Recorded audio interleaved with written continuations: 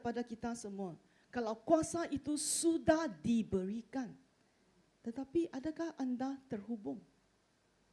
Ini tajuk khotbah saya pada pagi ini. Kuasa sudah diberi, tetapi adakah anda terhubung? Sebenarnya saya tidak tahu apakah istilah bahasa yang enough, tetapi Englishnya ialah are you plugged in? Kalau kamu nampak gambar itu kan, siapa tahu setiap pagi kamu perlu charge kamu punya handphone, kamu kena plug in. Siapa pernah ada waktu di mana kamu plug in, tetapi kamu lupa untuk tekan butang itu. So lepas itu kamu dapati bahawa, kenapa pagi ini saya bangun, saya ingat saya punya watch sudah charge, tetapi saya dapati bahawa saya tidak plug in.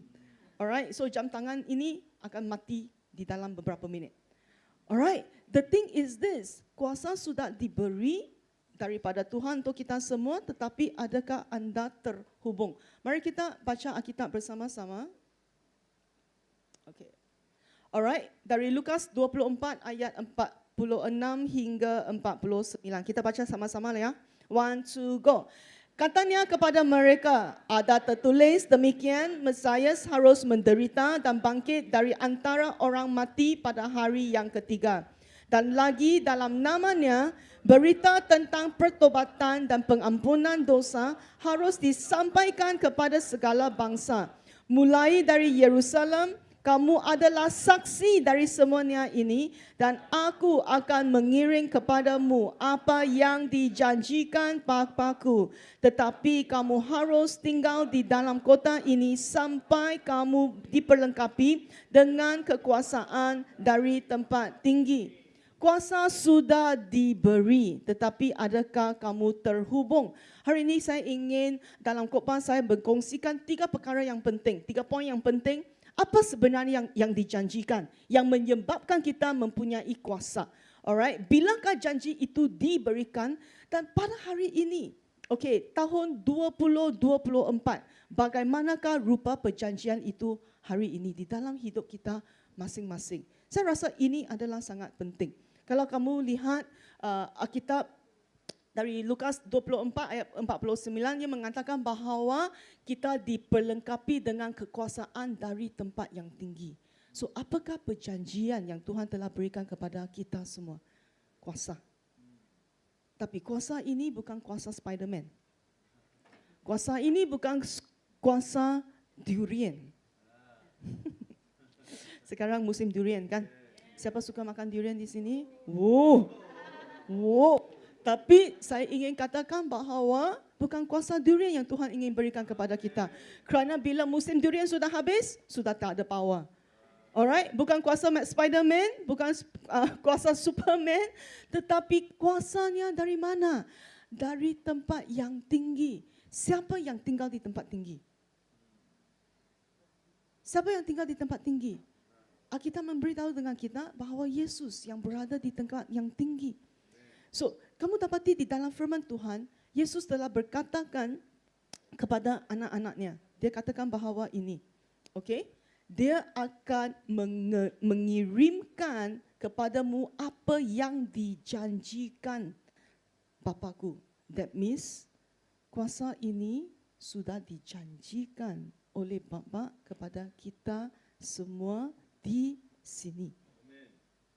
Tetapi untuk itu berlaku, Yesus Kristus perlu menderita. Dia perlu mati, dia perlu bangkit supaya para muridnya akan menerima kuasa yang dijanjikan. Itu sebabnya di Yohanes pasal 16 ayat 7, Yesus katakan kepada murid-muridnya, namun benar yang ku katakan ini kepadamu adalah lebih berguna bagi kamu jika aku pergi. Tadi kita menyanyikan lagu penyembahan yang mengatakan bahawa Tuhan tidak akan meninggalkan kami. How is it that Tuhan tidak akan meninggalkan kami? Dengan adanya penolongnya, yaitu Roh Kudus. Roh Kudus yang akan bersama dengan kami. That is why Yohanes mengatakan kepada kita semasa Yesus sedang berada dengan murid-muridnya. Kamu ingat ya? Untuk 3 tahun, Yesus makan dengan mereka. Yesus membuat pelayanan dengan mereka. Okey, Yesus mengadakan kopi-kopi dengan mereka. Dan mereka pada waktu itu mengingatkan bahawa, hey, ini adalah Mesias kami, ini adalah Juru Selamat kita. Tetapi tiba-tiba, satu hari, Yesus duduk dengan mereka dan katakan, guys, saya akan disiksa. Saya akan mati. Saya akan disalibkan. Dalam pandangan muridnya pada waktu itu ialah, kalau disalibkan itu menunjukkan kepada seorang kriminal yang telah melakukan satu kriminal yang sangat-sangat teruk sekali sehingga perlu disalibkan. Alright, sehingga perlu disalibkan. So, di dalam hati, mata murid-murid Tuhan, mereka sedang melihat kepada, hey, ini Mesias kami. Tetapi kenapa dia perlu disiksa? Kenapa dia perlu mati? Tetapi Yesus tidak berhenti di sana. Yesus katakan kepada mereka, lepas itu aku akan bangkit. Lepas itu aku akan meninggalkanmu. Kamu semua ketawa kan? Tetapi Yesus tidak berhenti di sana. I am so thankful. Yesus tidak berhenti di sana kerana dia katakan bahawa lebih baik untuk kalian kalau aku pergi supaya Bapa akan menghantar penolong yang serupa dengan saya. Kalau kita dilihat kepada ajaran apakah maksud penolong itu adalah sama jenis dengan Yesus. Dia akan bersama dengan kita. Itu sebabnya perjanjian yang diberikan kepada kita ialah kuasa daripada tempat yang tinggi. Kuasa ini datang daripada Roh Kudus dan the best part is this. Yohanes 14 ayat 16 hingga 17 mengatakan bahawa kuasa ini menyertai kamu dan akan diam di dalammu untuk selama-lamanya. Untuk selama-lamanya. That is why Yesus perlu beritahu dengan murid-muridnya dan katakan, lebih baik untuk kalian semua kalau aku pergi. Kenapa? Kerana badan Yesus pada waktu itu adalah limited. Seperti badan-badan kami semua di sini. Kalian semua tahu kita satu hari akan mati?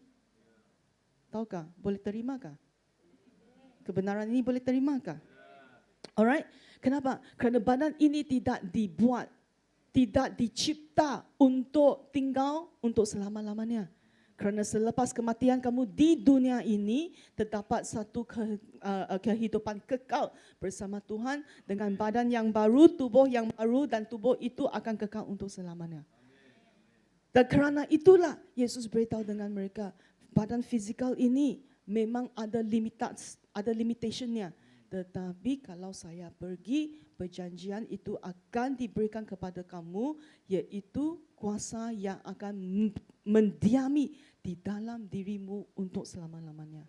Itulah perjanjian daripada Tuhan untuk semua. So beritahu dengan orang di sebelah kamu, beritahu dengan dia, you are powerful. Wow, you are powerful. Tetapi mestilah semangat sikit. You are powerful.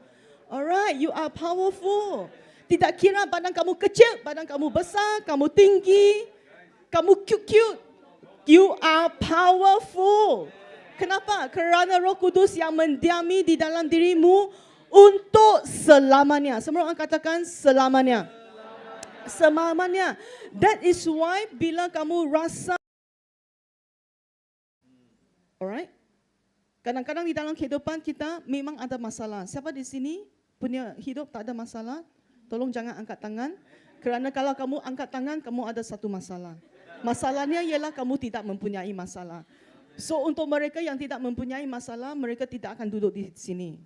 Kerana tempat mereka adalah di tempat perkuburan. Alright? So that is why Tuhan begitu menyayangi kami semua. Dia katakan, saya memberi kamu satu perjanjian. Perjanjian itu adalah kuasa daripada tempat di atas dan kuasa itu akan mendiami kamu untuk selama-lamanya. Tetapi soalannya ialah ini, bilakah perjanjian itu diberikan? Untuk para rasul, untuk murid-murid Yesus pada waktu itu, kita kalau baca kisah para rasul pasal 2 ayat 1 hingga 4, kamu akan dapati bahawa Roh Kudus datang kepada mereka tiba-tiba pada hari Pentakosta. Bilakah hari Pentakosta? 50 hari dari selepas kematian, selepas kebangkitan Yesus. Okay, 50 days. Alright, selepas kebangkitan Yesus. Alright, that is hari Pentakosta. Dan Alkitab beritahu kita bahawa mereka dipenuhi dengan Roh Kudus. Saya ingin tanya kepada setiap orang di sini, bila kamu diberikan Roh Kudus? Mau teka? Bila? Siapa di sini boleh berbahasa roh? Okay. Siapa di sini tidak boleh berbahasa roh? Ui, bagusnya. Siapa di sini ingin berbahasa roh? Dan saya ingin bertanya kepada kamu ini. Alright? Kepada mereka yang tidak berbahasa roh, kamu ada Roh Kudus kah? Wah, pandainya. Kamu diajar dengan baik oleh pastor Loges di sini. Alright? So untuk orang-orang murid-murid Tuhan, Yesus pada waktu itu, mereka terima Roh Kudus pada waktu hari Pentecost. Tetapi untuk kita semua di dalam perjanjian baru, Efesus ayat 13, 1 ayat 13 mengatakan bahawa waktu kamu percaya, waktu kamu mendengar tentang firman kebenaran dan kamu menerima Injil keselamatan itu, dan kamu percaya, kamu menerima, dimeteraikan kamu dengan Roh Kudus. Bermaksudnya, waktu saya dengar firman Tuhan, saya tahu Yesus adalah juru selamat saya menerimanya. Pada waktu itu, walaupun saya masih belum berbahasa roh, saya sudah dimeteraikan dengan Roh Kudus. Roh Kudus sudah mendiami di dalam saya. That is why, turn to the person on left and right, beritahu dengan mereka, you are powerful. You are powerful. You are powerful, very, very powerful. Okay? Dan dengan adanya, alright, wah, semua orang sangat happy kan bila dikatakan you are powerful. Nanti saya akan beritahu dengan kamu, itu power untuk apa? Kamu mesti tahu itu kuasa untuk apa. Okay? Alright, kuasa itu bukan untuk kamu lah. Okay, sekarang lebih senyap. Tadi sangat excited kan? Alright, so the thing is this, apabila curahan Roh Kudus datang di gereja pertama itu, dia telah membawa satu era pergerakan yang baru di dalam dunia, iaitu era gereja. Dan pada waktu itu juga menunjukkan bahawa pekerjaan Roh Kudus dan tanggungjawab Roh Kudus di gereja, di kalangan umat-umat Tuhan itu mulai berubah. Kerana di perjanjian lama, kamu dapati bahawa Roh Kudus hanya diberikan untuk orang-orang tertentu dan orang-orang yang dipilih untuk satu musim ataupun satu tanggungjawab. Selepas musim itu habis, selepas tanggungjawab dilaksanakan itu, Roh Kudus tidak ada berada dengan mereka lagi. Bagaimana saya tahu? Kalau kamu baca buku Hakim-Hakim yang mengatakan tentang Samson. Siapa ingat Samson? Samson yang sangat kuat kan? Tetapi kamu dapati bahawa apabila rambutnya dipotong, yes. Tetapi dia berdoa kepada Tuhan, Tuhan, saya tahu bahawa saya telah melakukan sesuatu yang tidak menggembirakan hati kamu dan saya masih ada satu misi. Dan misi itu adalah untuk menggunakan tenaganya, kuasanya, untuk membunuhkan musuh-musuh orang Israel. Dan dia berkata, beritahu dengan Tuhan, Tuhan, berikan saya kuasa sekali lagi. Roh Kudus datang. Dia melaksanakan tugas itu, lepas itu finish, habis. Alright? Kamu masih ingatkah siapa lagi itu? Gideon. Roh Kudus datang pada dia tiba-tiba mempunyai keberanian yang luar biasa dengan 300 orang mengalahkan musuh Midianites. Lepas itu habis. Untuk kami di sini, perjanjian baru. Efesus ayat 1:13 katakan bahawa saat kamu percaya, Roh Kudus sudah diberikan kepada kamu. Dan tadi kita baca di Yohanes 14 mengatakan bahawa Roh Kudus mendiami di dirimu untuk 1 hari? 1 bulan? Selama-lamanya. Apa maksudnya selama-lamanya? Selama-lamanya lah. Kan? Maksudnya selama-lamanya? Selama-lamanya lah. Tetapi saya ingin memberitahu kita semua di sini, bagaimanakah rupa perjanjian itu? Bagaimanakah rupa kuasa itu untuk kita pada hari ini? Sangat penting. Kerana kalau kamu tidak tahu rupanya, kamu tidak tahu bagaimana untuk berjalan dan menjalankan hidup kamu di dalam kekuasaan Tuhan. So kamu akan menjalankan hidup seperti kamu tidak terhubung.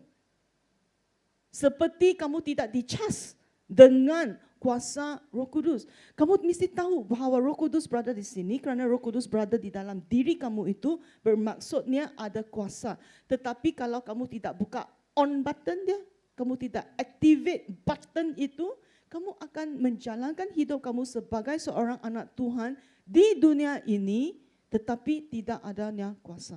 Ini bukan kehendak Tuhan. Okey? Ini bukan kehendak Tuhan. Kehendak Tuhan untuk kami semua di sini, kita semua di sini adalah supaya kita hidup dengan kuasa yang tidak akan meninggalkan kami, bukan kuasa untuk satu musim ataupun satu tanggungjawab sahaja ataupun satu misi sahaja, tetapi kuasa untuk selama-lamanya. Dan Alkitab beritahu kita di Lukas 24 ayat 47 hingga 48. Katakan, dalam namanya berita tentang pertobatan dan pengampunan dosa harus disampaikan kepada segala bangsa mulai dari Yerusalem. Inilah rupa perjanjian itu. Kamu adalah saksi dari semuanya ini. Inilah tujuan kita mempunyai kuasa daripada Roh Kudus. Kuasa untuk menjadi saksi Kristus. Bukan kuasa untuk menjadi saksi durian. Saya ada seorang kawan. Alright, seorang kawan dari Australia, dia pengkhotbah di Australia, dari orang Malaysia. Lepas itu dia balik ke dia dipanggil oleh Tuhan pergi ke Melbourne untuk menubuhkan gereja yang baru. So, minggu lepas dia datang ke Penang. Saya tanya dengan dia, kenapa datang pada bulan Jun? Tahun lepas kamu datang pada bulan Julai. Dia kata, kerana tahun lepas bila bulan Julai saya datang, saya mau datang ke Penang untuk makan durian.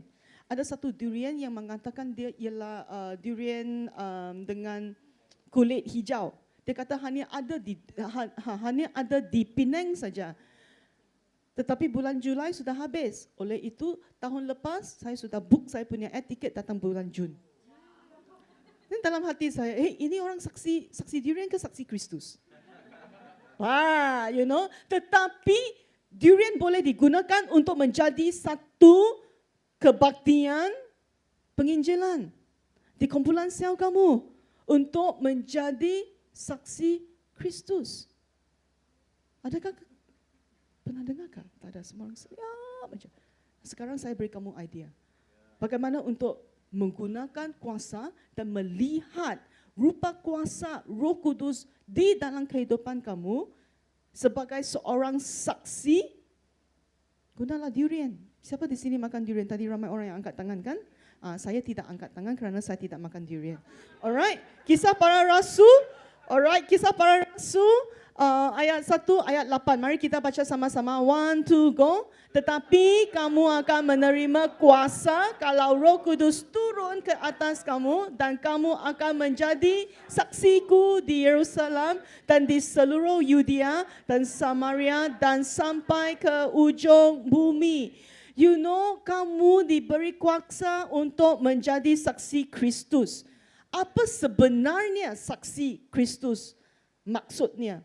Ada seorang teologian namanya Warren Wiersbe, dia katakan bahawa kerja seorang saksi adalah seorang yang pergi bercerita kepada orang lain tentang apa yang dilihat, apa yang didengar, apa yang dialami tentang Kristus. So, ingin saya katakan kepada kita semua orang di sini kamu mempunyai satu cerita. Cerita kamu dengan Yesus. Tetapi adakah kamu sudah mula menuliskan cerita kamu itu supaya boleh diceritakan dalam 1 minit? Itulah yang apa yang kita panggilkan kesaksian. Kesaksian semasa saya menerima Yesus. So, kalau kamu masih belum, boleh saya menantang kamu semua pada pagi ini. Dalam minggu ini, Pastor Rachel give you homework. Mungkin kamu tanya, datang kebaktian ada homework? Adalah homework. Kerana kamu mahu melihat kuasa Roh Kudus di dalam kehidupan kamu setiap hari, kamu mesti fahami bahawa rupa Roh Kudus, rupa kuasa itu adalah kuasa untuk menjadi saksi Kristus. Tetapi kalau kamu tidak menyiapkan cerita kamu itu, bagaimana kamu akan melihat kuasa itu melalui kehidupan kamu? Kamu tidak dapat mempunyai pengalamannya. Bila kamu menerima Kristus, masih ingat? Kenapa kamu terima Kristus? Mungkin ada di sini, di kalangan sini seperti saya, datang daripada keluarga yang bermuat Kristian. Lepas itu, kamu ingat bahawa, ibu bapa saya pergi gereja, mereka Kristian, so saya otomatis menjadi Kristian? Tidak. Kita setiap orang mempunyai pengalaman dengan Yesus. Kita semua mempunyai waktu di mana kita telah membuat pilihan untuk menerima Yesus. Apakah cerita kamu? Kerana cerita kamu itu akan menjadi satu kuasa di mana Tuhan boleh menggunakan untuk menjadi saksi. Dan mungkin kita di sini mempunyai banyak-banyak cerita. Bukannya hanya satu cerita, tetapi ambil waktu. Duduk, tulis, write it down. Cerita pertama, cerita kedua, cerita ketiga. Ramai orang mengingatkan, berfikir bahawa untuk penginjilan ia adalah kerja Pastor Loges satu orang. Hanya Pastor Loges yang respon. Ramai yang akan ingat bahawa penginjilan itu, kerja penginjilan menjadi saksi Kristus, itu bukan tanggungjawab saya. Tanggungjawab Pastor Jalong lah kerana dia pergi Bible School. Ada pernah pergi Bible School? Tidak. Pastor saya pun tidak. Oleh sebab itu bukan tanggungjawab saya. Tidak, tetapi Alkitab mengatakan bahawa kita semua adalah saksi kepada mereka yang percaya Yesus dan menerima Yesus. Roh Kudus sudah dimeteraikan di dalam kamu dan dia mendiami dalam kamu dan kamu sekarang diberi kuasa untuk menjadi saksi Kristus. Do you know that kita setiap orang mempunyai satu cerita? Kadang-kadang kita mengingat bahawa cerita kita itu satu cerita yang sangat kecil saja, tak ada kuasa. Tetapi kuasa itu bukan tanggungjawab kamu. Kuasa itu datang dari siapa? Roh Kudus. Saya masih ingat satu kali bila saya dipanggil untuk menziarahi satu keluarga kerana anaknya lompat. Alright, anaknya lompat daripada tingkat I think 3 sekolahnya. Lompat tetapi so guru disiplinnya ialah pemimpin gereja saya di Melaka waktu itu. So dia beritahu dengan saya, Pastor, keluarga ini perlu bantuan dan mereka mereka buka untuk pastor masuk. So saya pergilah. Saya pergi dengan lagi satu pemimpin perempuan yang lebih tua lah, yang lebih tua. So kami masuk rumah itu, tiada orang beritahu dengan saya bahawa bapa kepada anak muda ini yang telah melompat itu adalah ketua kampung. Dan tidak diberitahu bahawa dia adalah ketua untuk kuil-kuil Cina di kampungnya. Saya tidak diberitahu. Saya hanya diberitahu, Pastor, bolehkah pergi tolong? So saya pergilah. Saya pergi, saya masuk dengan dia, saya katakan hai. Lepas itu dia lihat saya, lepas itu dia lihat yang pemimpin yang lebih tua. Dia pandang kepada pemimpin yang tua itu, dia kata, "Hello Pastor, selamat datang ke rumah saya." Saya masa itu muda lah, sekarang masih muda kan. Dan lepas itu, pemimpin yang lebih matang itu dia lihat, saya bukan pastor, ini pastornya. Lepas itu saya nampak ketua kampung tu, dia lihat saya, dia imbas tau. Dari kepala dia lihat, so kita semua senyap. Dan lepas itu dari kaki. Lepas itu dia duduk dengan saya, kamu perempuan, tapi kamu perempuan muda. Kamu pastor? Saya lihat dengan dia, saya kata, Lepas itu kita duduk. Pada waktu itu, saya rasa sangat kecil. Okay? Saya rasa sangat kecil. Dan lepas itu saya beritahu dengan Tuhan, Tuhan, saya tidak tahu apa yang perlu dikatakan kepada bapa ini. Nombor satu, sekarang baru saya tahu dia ketua kampung. Lepas itu, saya baru tahu dia ketua kuil Cina. Dan dia lihat saya seorang perempuan. Lepas itu dia lihat saya seorang muda. Apa yang saya boleh cakap dengan dia yang dapat membantu dia untuk mengenali Yesus? So saya beritahu dengan Tuhan, Tuhan, inilah plan dia. Biarlah dua orang tua ini bercakap. Biarlah orang muda ini senyap saja duduk. Dan untuk 20 minit, 20 minit yang pertama, saya memang tidak bercakap. Saya duduk saja kerana saya sedang bergumul di dalam. Gumulan itu adalah kerana saya sangat kecil. Sehingga Roh Kudus beritahu dengan saya, kamu kan ada kuasa. Dan kuasa itu bukan diri kamu sendiri. Kuasa itu adalah saya. Saya akan beritahu kamu bila untuk mengangguk kepala, bila untuk buka mulut, bila untuk senyap. Saya kata, hui, rancangan ini bagus. Saya punya kerja, dengar saja. Saya punya kerja, menyerahkan diri saja. So mereka, dua orang tu cakaplah. Cakap. Saya senyap aja. Tidak, Roh Kudus beritahu dengan saya, okey, sekarang kamu buka mulut. Saya kata, buka mulut, buka apa?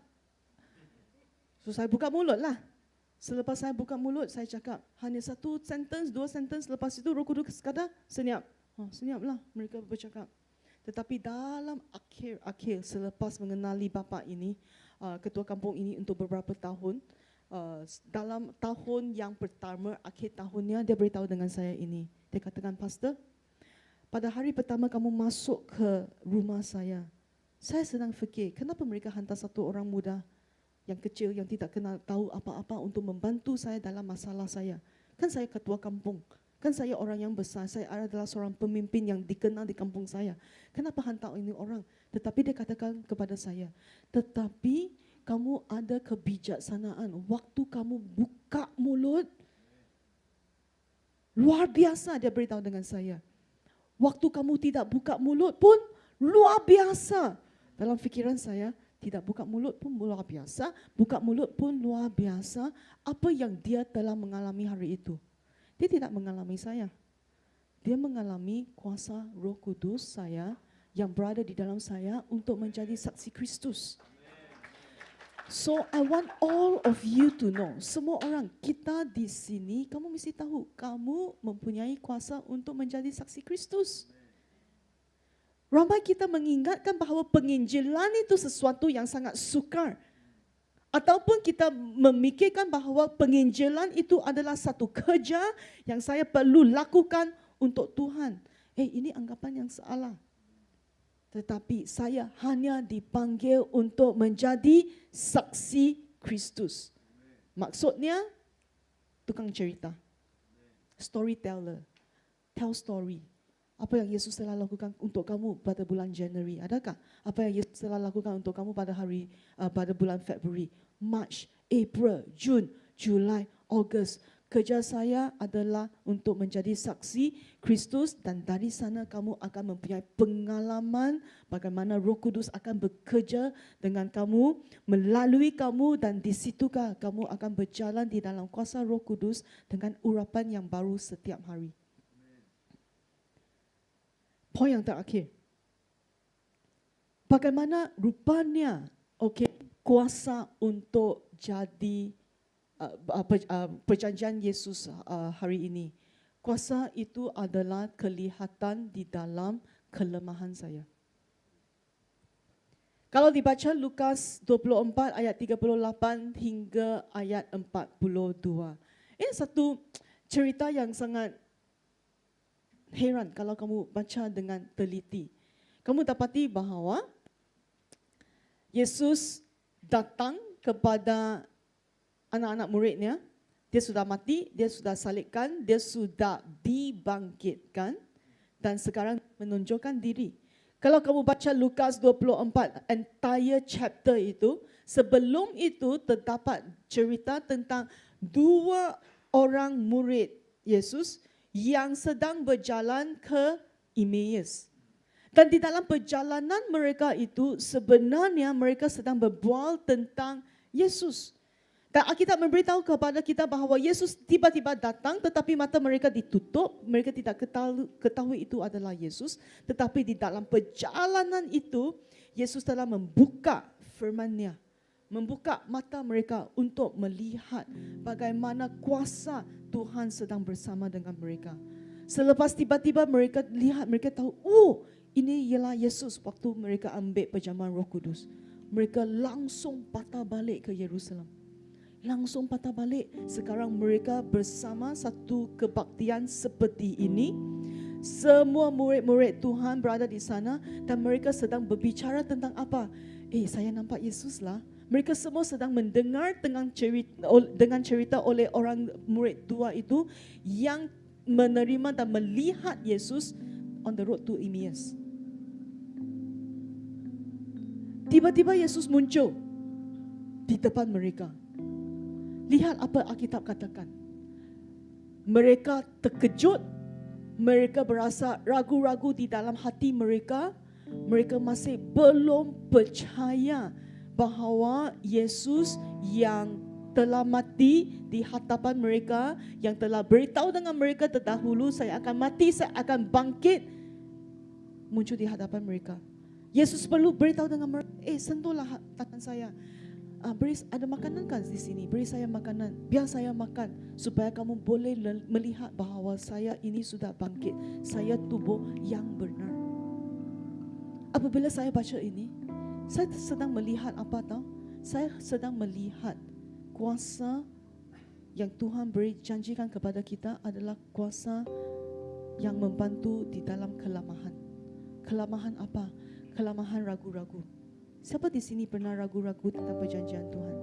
Siapa di sini pernah ragu-ragu tentang firman Tuhan? Adakah? Saya ada. Sampai sekarang, kadang-kadang di dalam kehidupan saya, semasa saya baca Alkitab, saya katakan, Tuhan, benarkah? Bolehkah ini terjadi? Benarkah? Saya masih belum melihatnya. Bolehkah? Saya ragu. Tetapi ada waktu di dalam kehidupan saya pun tidak mau percaya apa yang dikatakan oleh Tuhan kepada saya. Inilah kelemahan manusia. Inilah kelemahan kita semua. Ini kelemahan kita semua. Pada waktu saya tidak percaya, Tuhanlah yang mahu menunjukkan kuasanya. Ini adalah perjanjian. Rupa perjanjian untuk kita semua pada hari ini. Saya beri kamu satu kesaksian ya. Terdapat satu orang muda ini, seperti pasal Loges tadi katakan, saya memang mempunyai passion untuk generasi penerus. I memang mau membangkitkan mereka kerana saya tahu Tuhan sedang mencurahkan Roh Kudusnya. Saya tahu terdapat satu kebangkitan rohani yang sudah mulai berlaku di dalam hati umat-umat Tuhan. So ada seorang working adult ini, dia datang. Sudah 1 tahun dia datang ke gereja tahu, tetapi dia masih belum terima Yesus. Dia datang kerana dia berpacaran dengan salah satu daripada jemaat kami. So dia datang. Saya lihat dia setiap bulan dia datang kumpulan sel, dia datang tetapi masih tidak mau terima Yesus. Tidak boleh tahan saya. Kerana dalam fikiran saya, setiap kali kamu datang dengar firman Tuhan, tentulah kamu mesti diubahkan oleh Tuhan kan? So satu hari saya beritahu dengan dia. Saya kata, bila kamu mau terima Yesus? Dia beritahu dengan saya, tunggulah. Yesus masih belum menunjukkan dirinya kepada saya. Bila dia menunjukkan dirinya kepada saya, disitulah saya akan percaya. Saya mempunyai banyak soalan untuk ditanyakan tentang apa yang diadakan di firman. Selepas itu, dia membuat appointment dengan Pastor Sam. So Pastor Sam beritahu dengan saya, Pastor Rachel, bolehlah waktunya, waktu keselamatan dia sudah hampir. Dia buat appointment dengan saya rasa boleh close. Okay ya. 1 jam setengah dia bercakap dengan Pastor Sam. Pastor Sam keluar. Lepas tu saya tanya dengan Pastor Sam, Pastor Sam macam mana? Close kah? Close. Dan Pastor Sam kata, belum lagi. Close. Sudah mau dekat. Dan saya kata, dia tanya banyak soalan. Banyak soalannya saya sudah beritahu dengan dia. Jawabnya. So saya beritahu dengan Roh Kudus. Roh Kudus, Kalau dia datang setiap minggu, dia dengar firman-Mu, tentu dia perlu terima Yesus. Dan saya beritahu dengan Tuhan, saya akan berdoa, saya mau melihat laki-laki ini terima Yesus sebelum dia berkahwin. Okay? Pada pagi hari dia ROM, dia akan sign untuk perkahwinan dia. Tiba-tiba pukul 6 saya bangun. Saya punya alarm masih belum berbunyi saya bangun. Lepas itu Roh Kudus kata, WhatsApp dia, tanya dengan dia, mau terima Yesus kah? Saya beritahu dengan Tuhan, Yesus, dia setiap kali dia datang, hati dia masih belum buka. Ketua kumpulan sel kata, dia datang aja, tapi hati dia masih tutup. So saya beritahu dengan Tuhan, Tuhan hari ini waktu dia ROM, mana ada waktu dia untuk terima Yesus. Tetapi saya mempunyai, impresi. So saya teks dia lah, saya katakan, hari ini ROM kamu ya, apa khabar? Excited kah? Bolehkah saya buat video call dengan kamu sebelum kamu ROM? Tak ada jawapan, langsung senyap. Okay, sampai 8.30 pagi. ROM dia pukul 9.30. 8.30 pagi dia teks saya, dia beritahu dengan saya, Pastor, kita boleh video call, tetapi sekarang saya sedang bersiap sedia untuk ROM. Selepas saya siap sedia, saya akan call Pastor. Kamu tahu pukul berapa dia call saya? ROM-nya 9.30. Dia perlu pergi untuk ROM. Dia call saya 9.15. Mana ada waktu untuk penginjilan? Dia call, saya langsung terus dengan dia. Wah, excited ya kamu ROM? Saya mau ada satu soalan untuk kamu hanya satu soalan. Hari ini kamu mau terima Yesus kah? Perkataan itu terkeluar daripada mulut saya. Lepas itu dia beritahu dengan saya, yes I do. Tiba-tiba dia katakan yes I do now. Ini adalah kuasa Yesus kepada kita. Kamu ingatkah? Saya lemah pada waktu itu. Saya sedang ragu-ragu kerana saya sedang melihat dengan mata saya. Tetapi perjanjian Tuhan untuk kita semua kelihatan seperti kuasa untuk saksi bagi Kristus, kuasa di dalam kelemahan saya. Saya tidak membawa dia untuk doa terima Yesus pada waktu itu kerana saya pun syok. Lepas itu saya tanya dengan dia, kenapa kamu tiba-tiba tukar perubahan kamu itu? Karena kamu hari ini mau ROM kah? Itu sebabnya kamu tiba-tiba berubah fikiran. Kamu kata kalau Yesus belum menonjolkan diri kepadamu, kamu tidak akan terima Yesus. Kenapa hari ini kamu katakan yes I do? Kalau kamu mendengar cerita saya, kamu mungkin dalam fikiran kamu, pastor dia katakan yes I do. Pastor cepat-cepatlah buatkan doa itu. Lepas itu dia mau pergi ROM. ROM tidak boleh lewatkan. Tetapi pada waktu itu saya tidak. Saya mau tahu cerita dia. Dia beritahu dengan saya datang ke gereja. Untuk 1 tahun ini, saya telah melihat di dalam gereja bagaimana semua orang ini di sini mereka saling menyayangi, mereka tidak mencintai diri mereka sendiri, dan dalam setiap status walaupun mereka mempunyai masalah, mereka akan berdoa untuk orang lain dahulu. Inilah yang membantu saya untuk melihat bahawa orang-orang Kristian itu bukan orang-orang Kristian yang pentingkan diri. Itu sebabnya saya ingin katakan I do. Saya katakan, okay, kamu boleh pergi ROM, sudah, kamu boleh pergi. Tetapi sebelum kamu pergi ROM, kamu pergi jumpa dengan Pastor Sam dulu. Cakap dengan Pastor Sam, saya mau terima Yesus. Lepas itu baru kamu sign, okay? Lepas itu di office, saya panggil salah seorang daripada kawan saya bekerja di office, kamu ambil video ya. Kamu masuk, ambil video. Video orang ini cakap dengan Pastor Sam, yes I do. Lepas itu buat doa itu.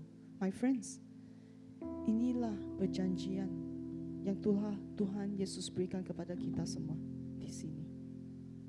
Ini adalah pekerjaan Roh Kudus. Dan kamu hanya perlu percaya. Kamu hanya perlu berjalan di dalam kuasa Roh Kudus setiap hari. Tetapi kamu mesti belajar bagaimana untuk plug in setiap hari. Plug in setiap hari. Plug in setiap hari.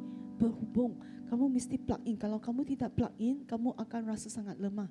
Tetapi Yesus memberitahu kita pada waktu kelemahannya sebagai seorang manusia. Kamu masih lihat, kamu masih ingat semasa sebelum Yesus pergi ke kayu salib? Alright, sebelum Yesus pergi ke kayu salib, di Mount Olives itu, semasa dia sedang berdoa, doa peluhnya menjadi darah. Dan pada waktu itulah Yesus katakan kepada Bapa, jikalau engkau mau ambil cawan ini daripadaku, tetapi bukanlah kehendakku, melainkan kehendakmu lah yang terjadi. Apakah ini? Ini adalah kelemahan manusia Yesus tahu pada waktu itu. Tetapi kerana kuasa Roh Kudus, dia boleh beritahu dengan Tuhan, Tuhan, Bapa, bukan kehendak saya. Dunia ini memberitahu kita semua untuk menyembunyikan kelemahan kami. Betul? Tetapi kamu melihat firman Tuhan. Yesus tidak pernah memanggil kita untuk menyembunyikan kelemahan kami. Tetapi dia katakan, saya beri kepada kamu Roh Kudus. Kuasa. Plug in. Plug in, plug in, plug in. Mari kita bangkit.